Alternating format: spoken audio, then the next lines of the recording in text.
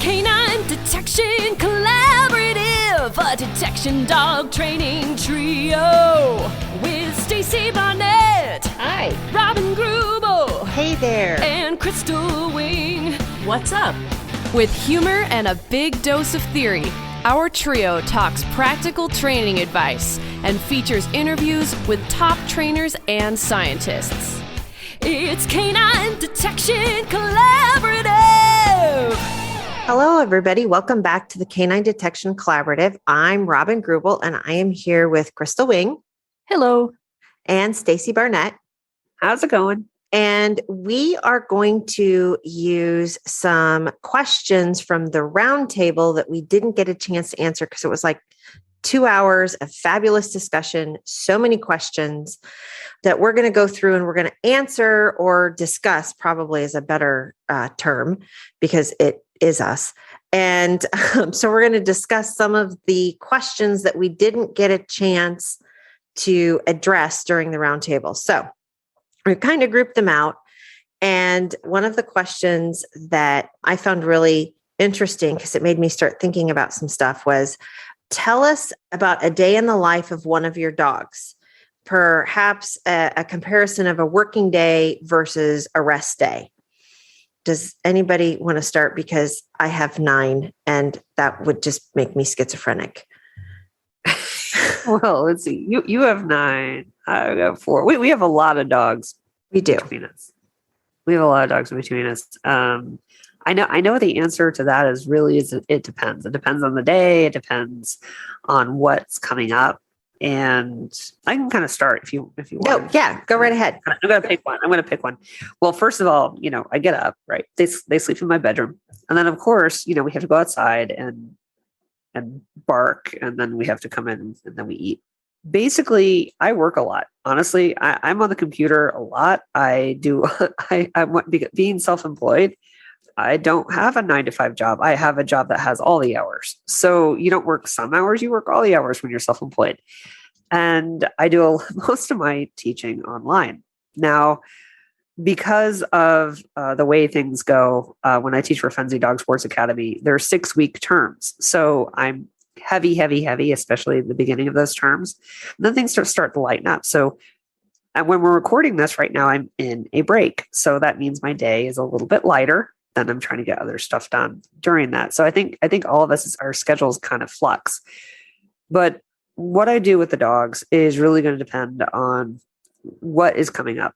And I may decide that depending on what's coming up, I may decide to focus on one dog or another. In general, I think they would prefer that I did more with them. And I know that Brava, every so often, she goes to the back door. She goes, ball. I want to play with my ball. I want to play with my ball. And funny story, the dogs were kind of obsessing over this green ball, or actually not all the dogs, it was Prize.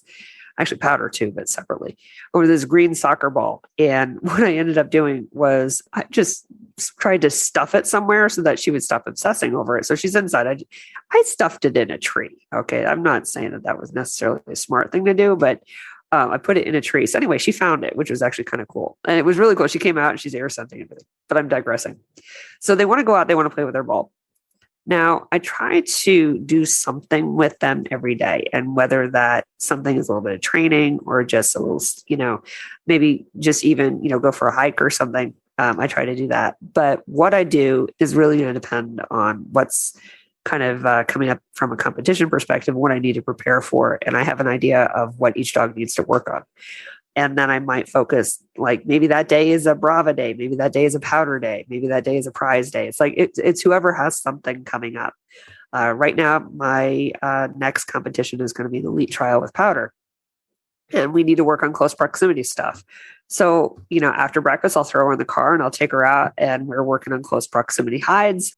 And then we come home and then it's the rest of the workday. So, it kind of fluxes. And I think for my dogs, it's not a day-to-day routine. They don't have a routine like that. They don't have a training routine. They don't have, they get to do something and I pay attention to how they're feeling, how all the dynamics are, and then I kind of adjust to it. And, that's how we do it. And that's how I stay focused on a competition coming up. Right now that's the focus. last week it was a focus on agility with Brava. So there is no necessarily consistent day to day. Yeah. Totally agree, because I'm at the point, I've got 9. So it's one of those things where 2 of them, they count, but they don't count because they're retired. They're the old dogs. They're 10 and 12. And so they kind of hang out and watch cows. But all of the working dogs, my training ebbs and flows. So right now, Nico is getting a ton of work because we're in the middle of seminar season. We're also in the middle of, unfortunately, prime season for people to be drowning. So, we're spinning up or not even spinning up. We're actually knocking the rust off of any of the old skill sets that we might need. So he gets worked probably 2 to 3 times a week, just doing detection work, but they might be short problems. We just had a certification weekend. I get to run him at the end while we're picking up problems. So he gets some really nice complex odor issue problems. And we're talking stuff that's been sitting out for like 5 days, which is actually really hard in the cadaver world. So, but the other dog, odor might change over 5 days, right? But it's kind of, the odor, the amount of odor pools and the size of the odor pools are immense. And it was fascinating today to run some problems who have been sitting out for 5 days and watching the ones with whether sun shining on them, even with the dew and the thick grass, presented extremely well, like you would think that they were. And then the ones that happened to be in the shade with the dew and the thick grass, the dog basically had to step on the training aid to find it, because all of that was holding odor. They could hit the scent pools, but it was like one big, huge fumigation thing where they couldn't really sort it out. So that was fascinating. Right. And plus we're in the middle of, we're going to have a heat index of like 98 today.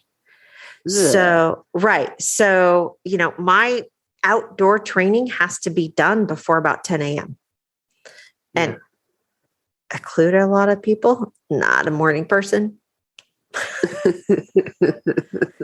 So the only reason I'm a morning person is because my husband's a morning person. He's a farmer. And so I'm doing that. And so right now, with it being so warm, with 5 dogs in training, 6 dogs in training, and then plus the puppies, or especially Shiva, and we're working, since they're teenage tyrants, we're working a lot on social skills of sits, heels, all that sort of stuff, which is done inside. They might get trained every other day. It's a good day if I can get 4 dogs in at all for training, because like you, I am also self-employed. So there's the emails, oh my gosh, I didn't get your newsletter. Can you check on my email address? Because I kid people a lot. I'm like, well, let me call the IT department. And then the response is, well, the IT department is on vacation because it's me and I can't sit down at my computer for 3 days.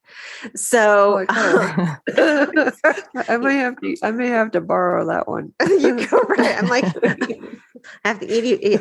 Yeah, let me talk to human resources on that one and get back to you. I'll get back to you. I'm gonna talk to the HR. Yeah. So, and then, you overlap that on with the farm stuff. And I try and do a lot of my computer work and office work and even some of the dog training stuff while Joe's at work, because as soon as he gets home in the evening, like at 5 o'clock, then it's like, hey, I left the gate open. The cows are out. Which did actually happen over the weekend. So, I earned another badge. Crystal earned another badge. She had to be a cow blockade. So That's not smart. they were fine. They were like, They're nice cows. They're nice like, cows. I'm like, Yeah. They're like, oh, we're supposed to go there. Sure. So the training stuff ebbs and flows. And actually the hardest part for me is having the mental energy after spending all day on the computer doing teaching, answering questions, putting together presentations for stuff, all of those sorts of things, to then also have the mental energy to train, because training is actually fairly exhausting mentally because you have to be thinking ahead of the dog. So I'm trying to split dogs out to training 4 dogs a day, and do that. Otherwise, the dogs, I have indoor outdoor kennels in my house. And so their routine is, if I'm not training, they're actually in the indoor outdoor kennels, because otherwise I would have dogs bouncing off the ceiling. And, I have 7 high drive working dogs who want to do stuff, and just managing the arousal levels that can go along with that. It's actually safer for them to be in kennels than it is to be out sleeping on the couch. Would they like sleeping on the couch? Sure. Occasionally I pick a dog and they do that, because that's also a needed skill. Yep. So, yeah. Well, I think mine, as you say, depends. Mine depends on which sport, which dog, because I can't just just have bitey dogs or just have SAR dogs. I had to have both, because both are lifestyle choices, is what I hear. And I remember reaching out to friends when, they saw my dedication to my bite work and Mondio. And then not only that, but I do Mondio and IGP. So I just need to pick and run, but whatever. So they were just saying, no, don't do search and rescue, because it's definitely a lifestyle. It's going to take all your time. It's going to take all your money. And they're right. And somehow I'm trying to balance it all. And so that's where I think to kind of go through a regular day for mine isn't really about a dog, but about each day of the week. So if we think about during the school year, because I think that's more indicative, because from basically the first week of June until the first week of August, I have my summer break. And so, as you probably already figured out, I've been enjoying this summer up here at Robin's place, and it's been quite the experience. I think we're all so tired. The vortex of the wayward dog training home. Poor Robin. It's like tired all of the time. Well, and it's funny because Crystal's like, hey, let's go train. And it's like 8 o'clock at night, because on the farm, you eat dinner when you come in, which we're lucky to eat dinner before 8:30. And then it's like, gee, let's go train dogs. And we're training dogs till 11. Oh, that sounds great. Right. I mean, it's fantastic. I know it is great until it's every day and I'm just tired. Right. Well, and then we had certifications over the weekend. So it's like, no, we're going out to pull flags at 6:30 in the morning. And yeah. And even today it was pulling all the source and getting all the areas cleaned up. And so it's just, every day is a new thing. And, the loose cows and the different tragedies of animals. And so, yeah, it's been interesting. So I think I'll stick to explaining a regular day on a school day, since that's more typical, I guess.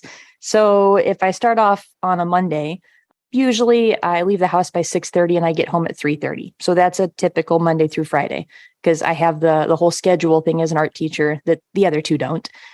So maybe that will kind of resonate with some people that have the 9 to 5 kind of thing. So the morning, it depends on how late I stayed up the night before, but I usually get like a 2-minute session in with 3 of the dogs. Now that I've retired Checkmate and Yukon, I kind of was thinking, that'll change, but no, it won't, because just because I don't have goals for them, it doesn't mean that they don't have the same needs.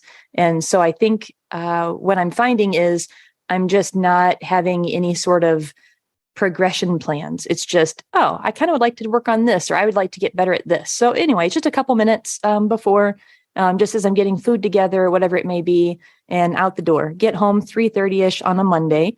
And as a school teacher, being single, typically I have to have another source of income. And so the last couple of years I've taught during the evenings, and I actually had as many students in my online classes in the evenings as I did during the day. So then you have to kind of balance that. But a lot of my lesson planning and such happens on Monday night. This last year, I did functional obedience classes online. And so now this year I've taken on kind of one-on-ones and that sort of thing. So that's what I do in the evenings. So Monday is kind of my big lesson planning night for that. So when I get home, 3:30-ish, typically I try to get the dogs. I take all 4 of them. I have the retired dog. I have 2 search dogs, now 1, and then 1 bitey dog. And I take at least one of them for a hike, kayaking, depending on the season, something fun that we can go do and just kind of decompress. And then I'm usually racing home to get there for the lessons, for the classes. And then I get like another 2-minute training session in before dinner. And then it's working on stuff for my day job for school. That's a Monday. Tuesday is art club. So I don't get home until 4:30. Then I'm racing to club. I take all 4 dogs. Maybe 2 of them get out and get to do stuff. And then I get home like at 10 or 11. Then it's work on school stuff. Then Wednesdays, I usually drive about an hour and a half to go meet with my SAR buddies. And so it's SAR night. So then that's going to be 2 of the dogs. And again, get home 10, 11 o'clock at night, work on school stuff. Then Thursday, Fridays are my get the stuff caught up, try not to drop, record a podcast. Thursday was kind of what we were doing. So it started ending up that Thursdays became podcast recording nights. So it was get the dogs to the field on the way home. Sometimes on the way home, I'll set a track so that then when I pick the dogs up, then I go back and I run that track, or I set source out so that when I get the dogs, I come back, it's had time to age. Or for Yukon, what I was doing was on my way to work on Thursday morning, I would set source in some random field, sometimes a park. And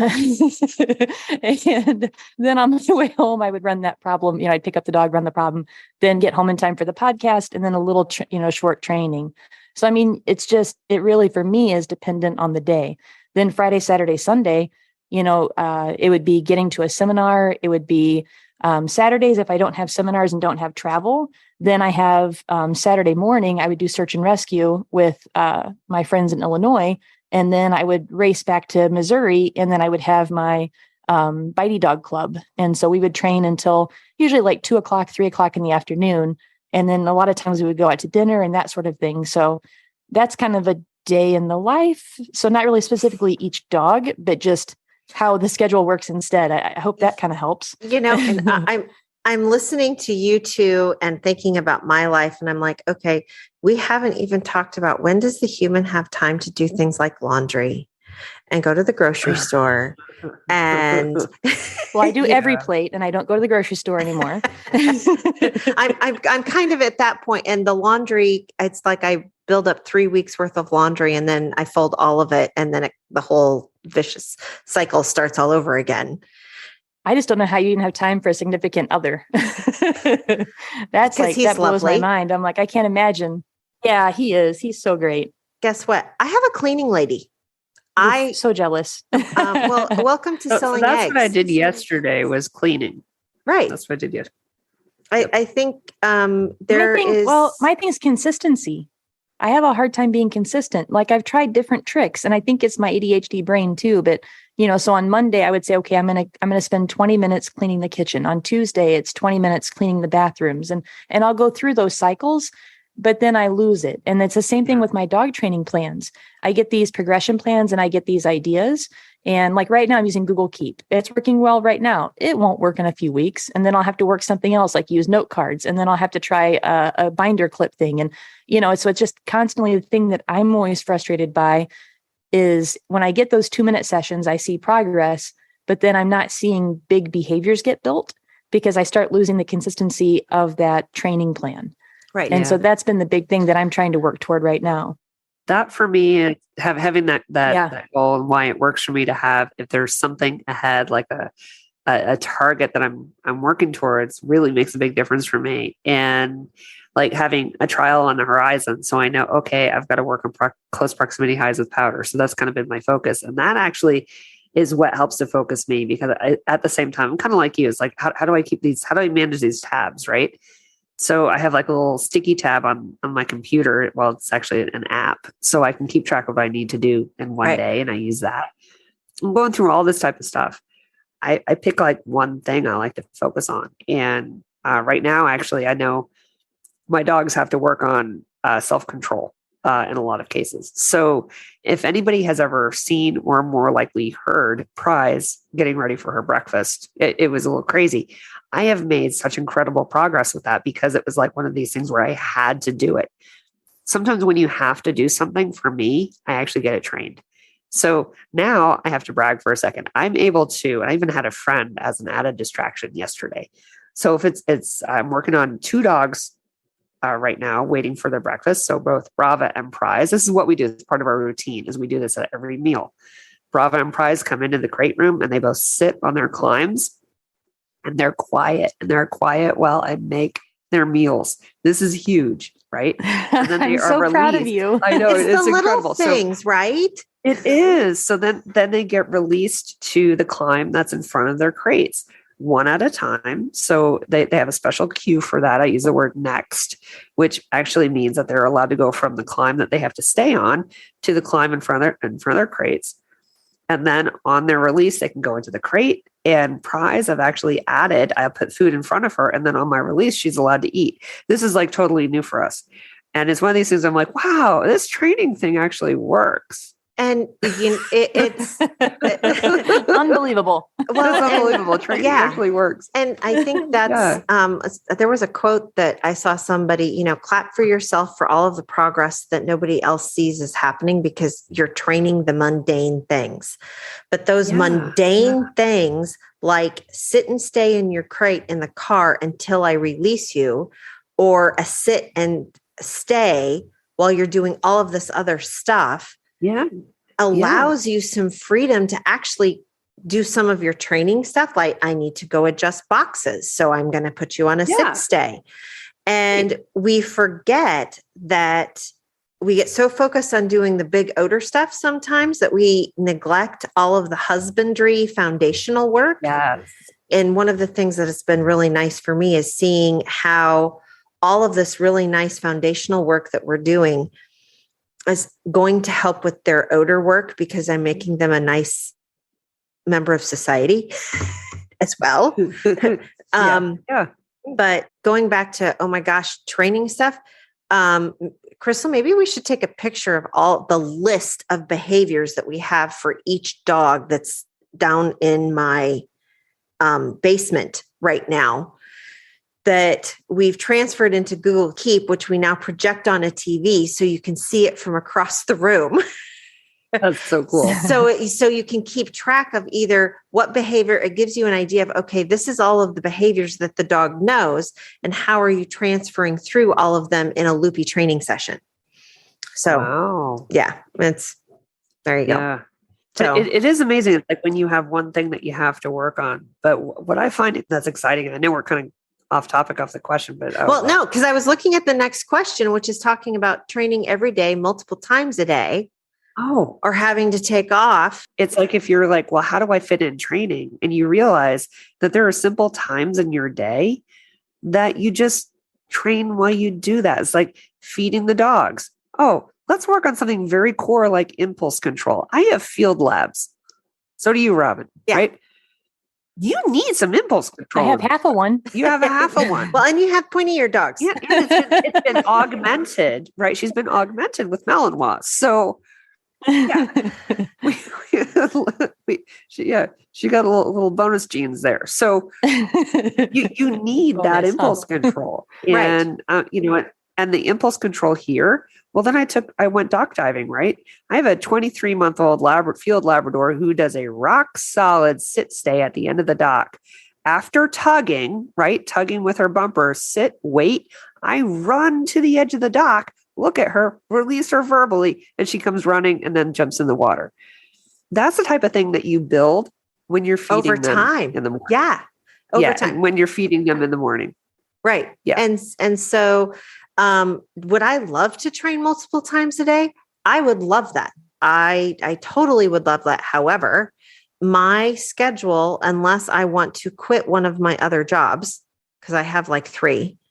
Well, there's the Canine Census Foundation, there's the farmer thing, and then there's all of the rest of the boards and the podcast and all of the other stuff, right? So I'd have to really literally quit one of those jobs in order to have time to be able to train 7 dogs multiple times a day. Yeah. And so I think taking the time, we have this whole ritual when we go to bed.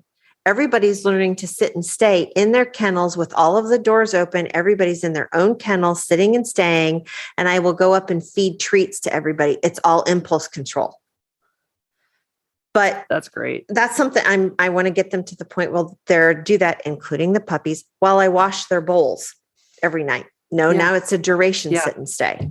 So right. That's what we can work on. So and then I look at incorporating other sports and activities. It depends on what you're doing. I would love to incorporate some additional activities, but time. I have to. So with my sport, there is an expiration, and it has to do when you title out. So Brava, she can only now trial, twice a year at Summit, right?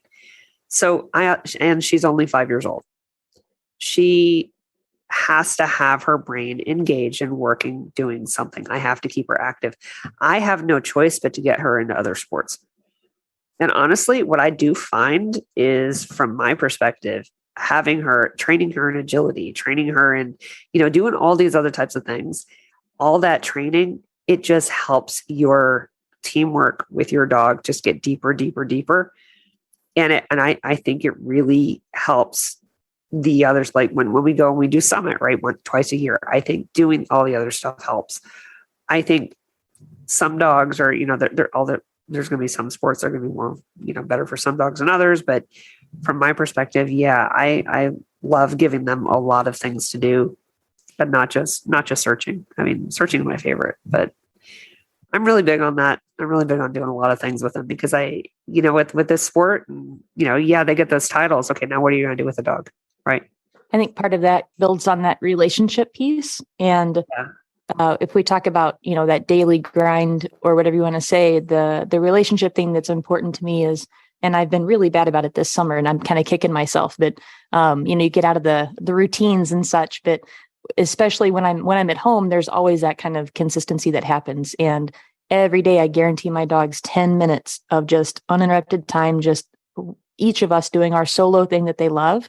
And that's where that game comes in with Quinn, where I bring stuff home for him and let him sniff and enjoy. And it is fun. Chelsea was here and she gave me a whole bag of stuff. And so I was able to take that home and, let him kind of have something new every day from Indiana. So that was fun. He was like, yes, this is so great, new stuff. But then I also kind of go on the idea of that training isn't happening just in front of my dog, because there's kind of two parts to that. Every time that we are around our dog, we're training. We're reinforcing the things we want to keep. They're learning and sometimes training us. And that's always frustrating too. When they start training us to do things, they're like, wait a minute, you're too smart. But then the other time that I'm training is when I'm driving. So I'm listening to podcasts. I'm learning. I'm taking the 3-year behavior Bible class from the School of Canine Science. And so those are all things that are also happening. So even when I'm not training my dog, and the cool thing too, because I'm a high school teacher, I'm also getting the information that I learned from dog training and then able to apply that in my classroom, which not like clickers and cookies, but but just I was just listening to a podcast from teachers and they were talking about, oh, I can't believe this like concept of extinction burst. And she was talking about her elementary students. And I'm just laughing, I'm like, yeah. Oh, I don't want to see like a elementary school extinction burst. That could and she was talking about that, and how that was happening in her classroom. And, she's like, I finally have a word for it. And I just think about how all the stuff that I learn about dog training, it's really just about sound teaching advice. And I'm able to take the podcast from my professional development and apply that to my dog training and back and forth. So I think, if asking how often do you train, I do think that's also part of it. And just thinking about the problems that I'm running into. And now that I really only have one dog that I'm thinking about progression plans, I'm way more focused, I feel. And I have this plan of where we need to go next. And I know, like even today, I was telling Robin that I really feel that I have a great purpose for UConn. He does a wonderful job of his little neurodivergent brain of finding the edges of odor. It's kind of a cool thing that he does now that I can see it in a different light. Because before it was like, that is not what I want. I want you to go to source. And now he will tell me the very edge of where it's hitting. So he's almost like my built-in scent goggles. And it doesn't matter to me now that he even gets to the source because he's just having fun finding smells. And so I can reward him just for doing that to help me now. If I see that Radish has an issue, I can put him out and go, okay, now I see why. Or if it's something I can test first and have him show me where the odor is, and then I can work Radish through on like sourcing. So that's also part of training, I guess. And when it comes to the cross training, oh man, hiking is just the best. I know it's not a sport, but that has been amazing for their physical conditioning and their mental health. Anytime that I can let my dogs just air out, it's just pure joy. I find myself just smiling and just watching them run in fields and just dance and prance and just be dogs. Like, I feel like that's the happiest time for me.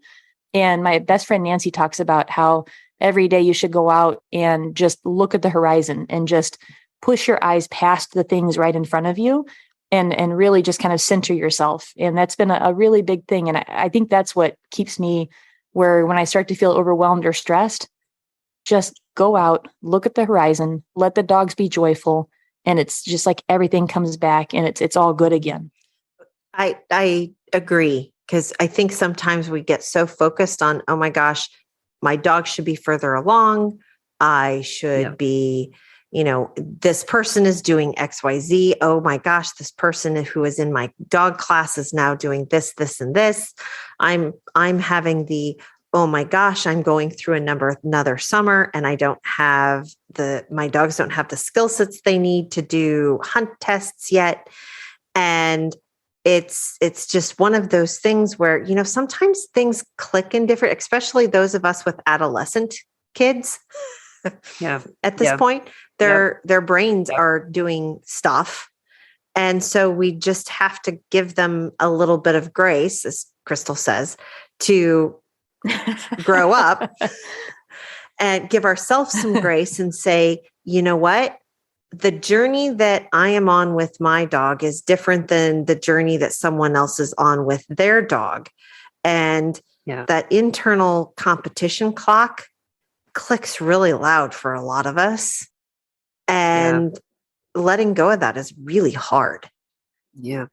I definitely got called out on that this last weekend. Like, you weren't happy with that? I'm like, no, this and this and this. And I had Robin and Chelsea and Christy. They're all looking at me like, okay, so you're not going to get to do any more until you turn down that knob. Like, you need to turn that down a whole bunch before we're going to let you do anything else with your dog. And that's where, it goes back to having that training tribe. And I'm so thankful and fortunate to be able to train with such amazing people that can really put me in check and say, I don't know what you have in your head. Your expectations are too high for yourself. They're too high for your dog. And relax and enjoy and watch your amazing dog do this thing that right now they could be doing anything in the world. You took that leash off. They could be running back to Missouri, but instead they're right here hunting for this odor and playing this silly game. And a teenager, right, is doing this thing. And so recognize the good. And that's where I always have to kind of recenter myself and go, okay, look for the good.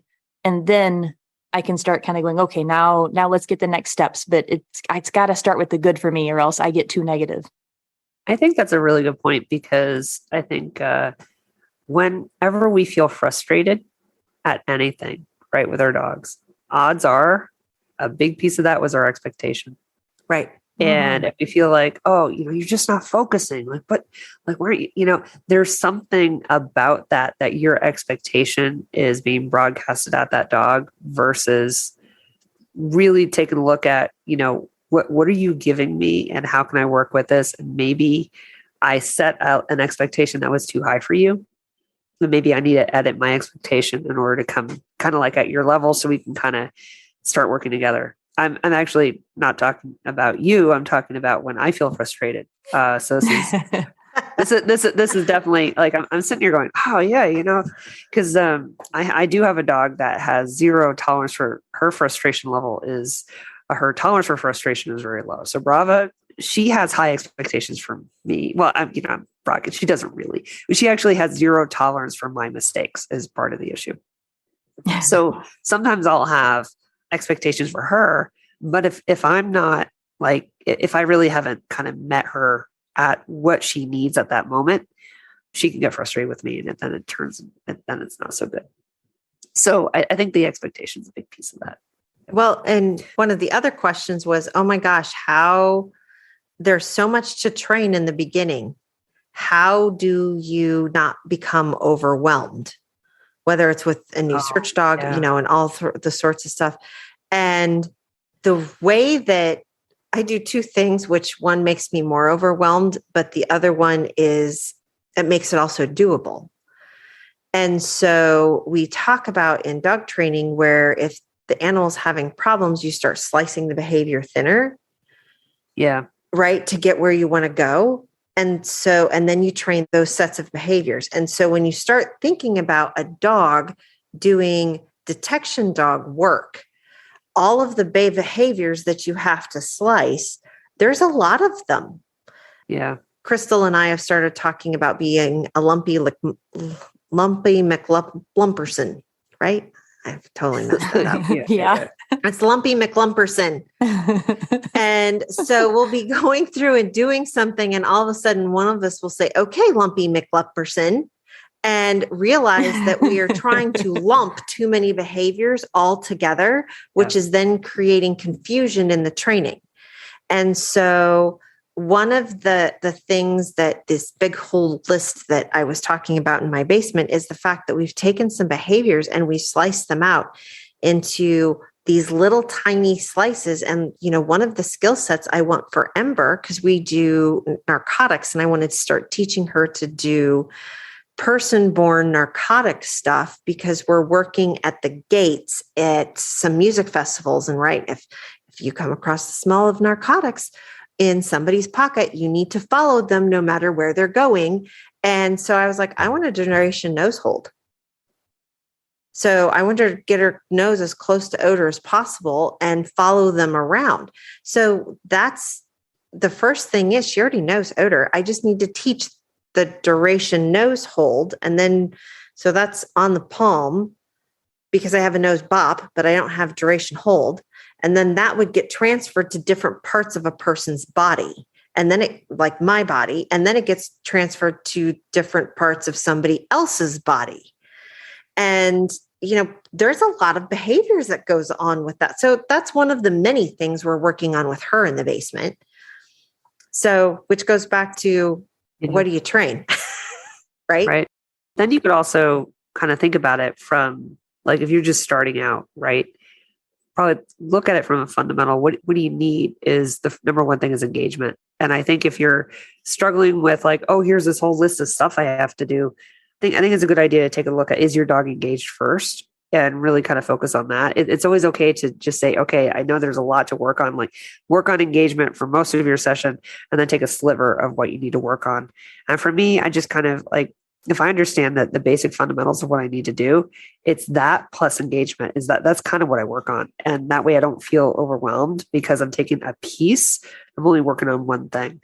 I know if I'm preparing one of my upper level dogs, I always say, well, what specific thing do I need to work on with this dog that will make the biggest impact in their performance? I pick that and I focus on that for a while. So with powder, I'm working on close proximity hides. Before the summit trial with Brava, I was working on drive to low source. And it was just, that was my focus for a few weeks. So right now, this is my focus. And a couple of weeks ago, I was feeling a little overwhelmed and flat and exhausted. And Crystal looked at me and said, what do you want to train today? And I looked at her and said, I want to play with my dog. Yeah. That's all I want to do. I want to get the dog out and I want to play. And we're going to work on engagement. And I want to see my dog have fun with me. Yeah. And by the end of the session, we were working on backwards heel and, some other stuff, which was okay. But then some of that was just me adjusting my mental attitude to getting into what I was doing. That adjusting the mental attitude has been big for me when I get overwhelmed, that I have to realize that I'm teaching and not fixing. because when the dog does something that is unexpected or, air quotes wrong, I have to think, it just doesn't know yet. I just have to teach this. And so working on the links of the chain, I think that was a good conversation we had this weekend at the seminar, was helping the students take the behavior and break it down and say, how many of these things could you take out of this behavior and teach it as an individual thing outside of, to put it back into this entire chain. And I really think I saw some light bulbs go off thinking about it that way. And like that drink to the fire hose thing. Yeah. So when you start thinking about it as that, I go to, we can teach each of those pieces. And then how many of those links relate to other things that I want, my dog to learn. And so if I teach this one link, well, now I can see that I've impacted these 6 different behaviors, these 6 different chains. And that feels like I'm making more progress that way. So that's something else I can do to kind of help myself. And I try not to compare one dog to the other, their learning speed, their learning style. But that's that was hard when I compared. That's hard. Yeah. But at the same time, it can be good, I found lately, because I was comparing how long and how hard I've worked with Yukon. And then I can do something with Radish and it only takes me 1 or 2 sessions, where it took me 1 or 2 months with him. So there is some good to comparison, because that did make me feel like, okay, we can do this. There's this thing happening.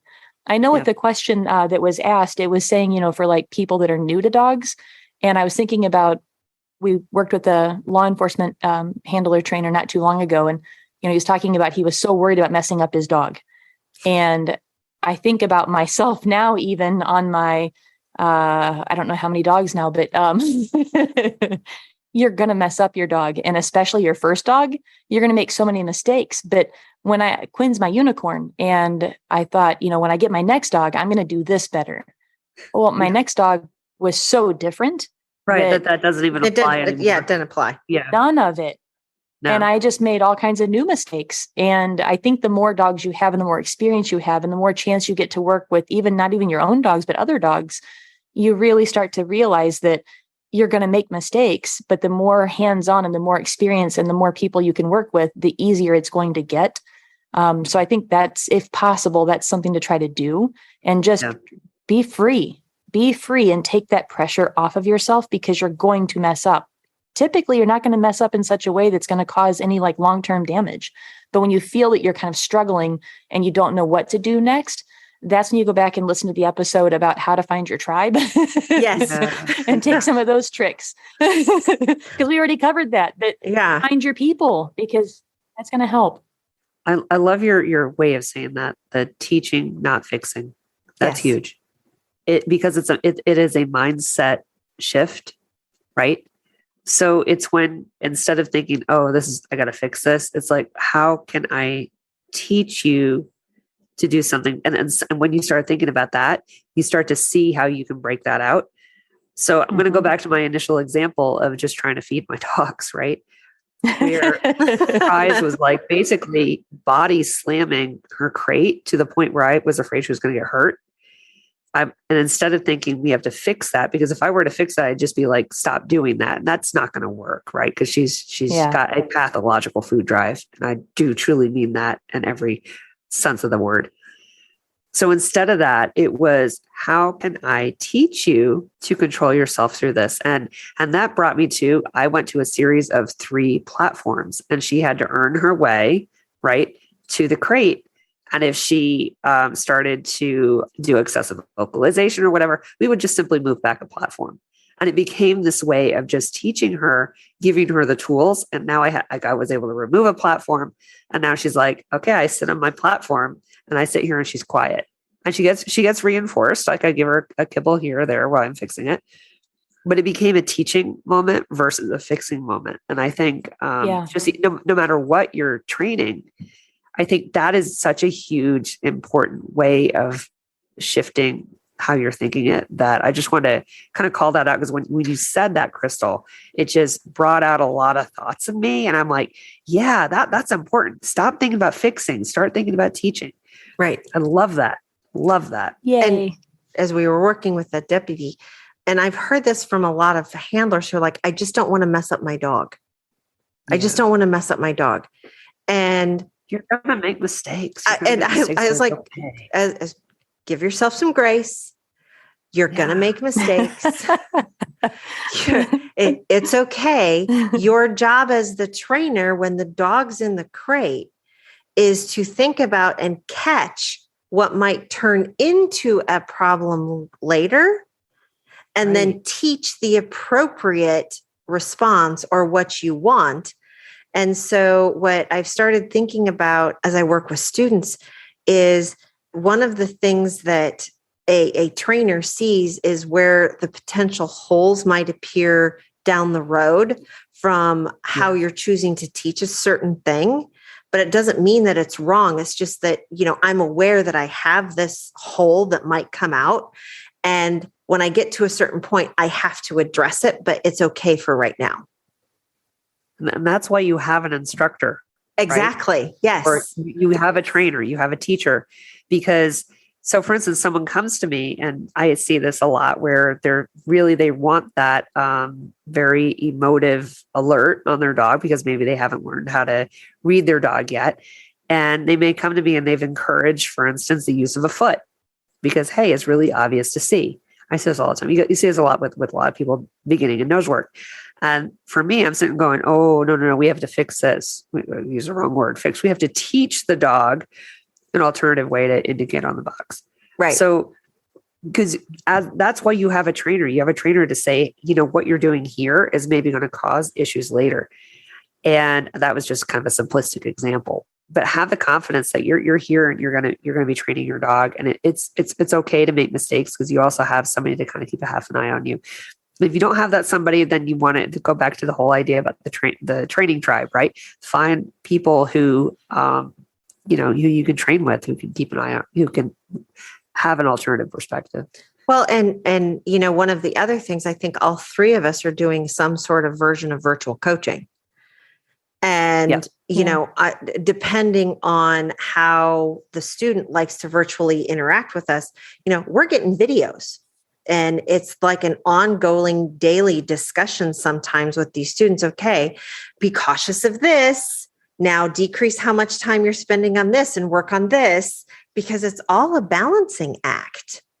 And, I think that there's so much, and I think we had devoted a whole entire episode to this whole social pressure thing of comparing ourselves to others and our society is full of, who gets the first, second, third ribbon, right? Because you have to, because otherwise, how do you delineate things?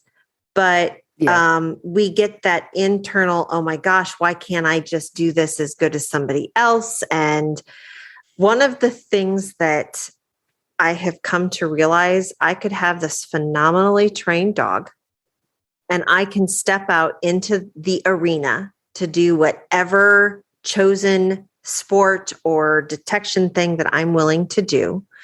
And because of the million different variables going on in that particular thing, plus I'm working with another sentient being that has their own agenda, I can either look gloriously fabulous or I can look like I don't know what I'm doing. And I've just kind of reached the point where I'm like, you know what? I'm going to go out there. I'm going to have fun with my dog, because at the end of the day, and for me in training, right? The deployment stuff is like a whole different little mind frame thing. Yeah. But in training, this is what we do. We're going to go out. We're going to have fun with our dog. And one of the things, the phrases that actually came out through this entire weekend was, oh, that's some information for you about how your dog is working. It wasn't good. It wasn't bad. It was just information, because that helps you then address your teaching plans later. Because we are talking about social pressure here. And I think this is actually a really, this part of social pressure, I think, is super common in nose work, that we see this a lot. There are a lot of sensitive dogs that are competing in nose work. And those handlers, I think, are going through something very different than probably a lot of other handlers. Because when you're a handler of a sensitive dog, if you compare your dog to somebody else's dog, that is a slippery slope.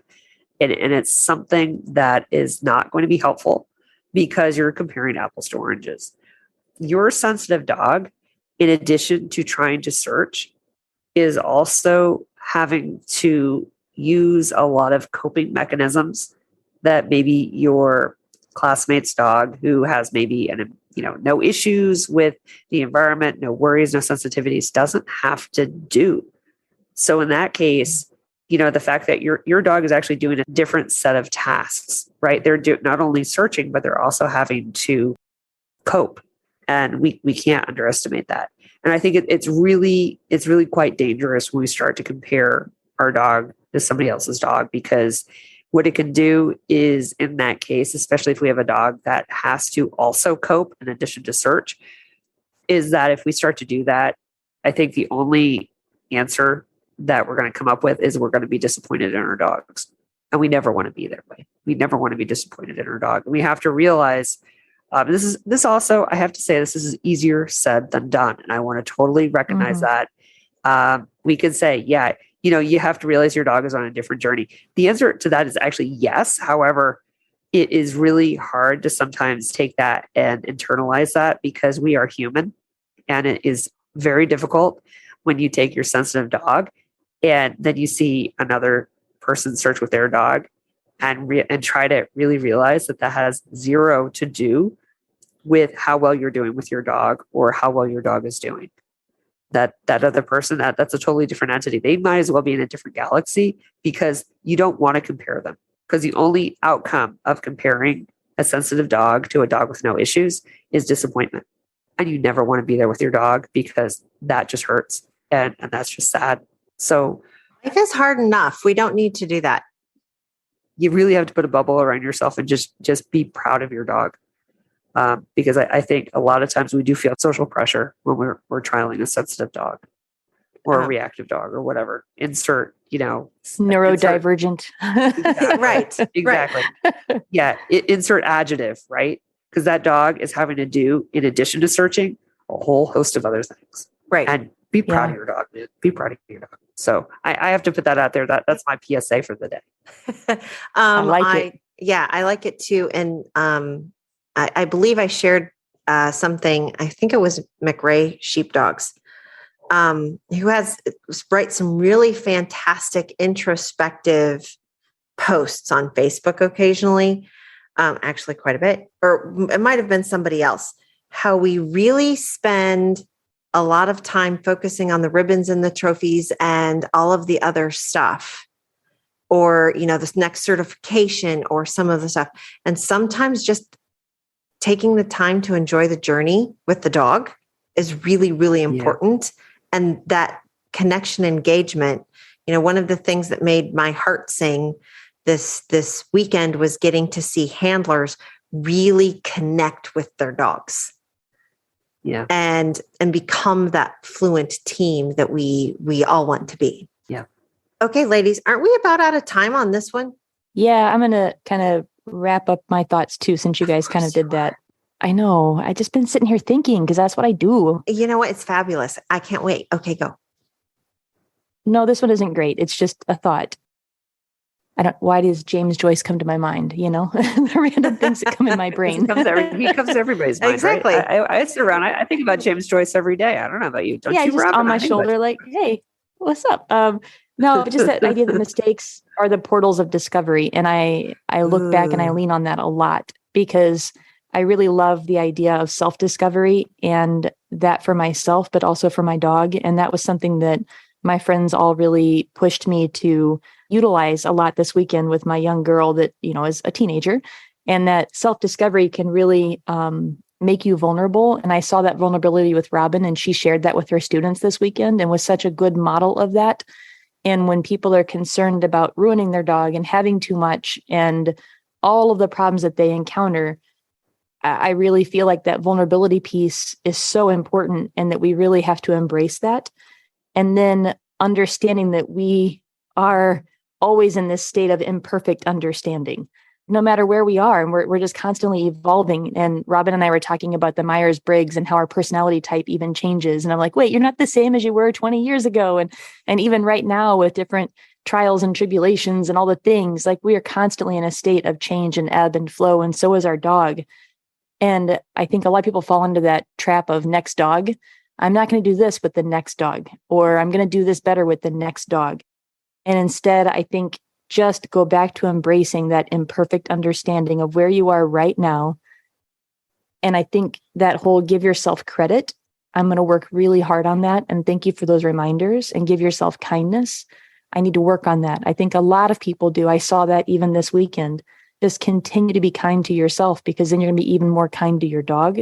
Because when you're happy with yourself, your dog feels it. Your dog knows it. And I think I want to end with a Bob Ross. You know Bob Ross, right? And if you don't, you need Happy to, little because Bob Ross trees. is like one of my Is he the heroes. painter? Yeah. Yes. The painter. Yes. With Happy the big, trees. with the Yes. big hair. Happy clouds. Yes. Because instead of Yeah. making mistakes, we don't make mistakes, just happy little accidents. And those happy little accidents are those times that we get to teach. And any opportunity we have to be able to teach, that's not a mistake. That's not an accident. That's an awesome thing we get to experience and do with our dogs and ourselves. So that's my little takeaways from today. Thank you for sharing all of your thoughts. I always love your takeaways. I know. I do too. From James Joyce to Bob Ross, you know? Yeah. No kidding. Ooh. ADHD, welcome. All right, everybody. Thank you for listening. Make sure to go out and check out the website, sign up for the freebies. If you're interested in working with me or Stacy or Crystal on any of our coaching, or checking out the classes that we're offering, make sure to go to the website, because we're linked there, or you can find us at each one of our representative organizations. So Go train your dog. Have some fun. Go play. yeah, go play with your dog. Absolutely. Thanks, guys. Have fun. Canine Detection Collaborative. We appreciate the time you spend with us. If you liked this episode, not only should you follow us so you don't miss the next one, but please also rate and review us in your favorite podcast app.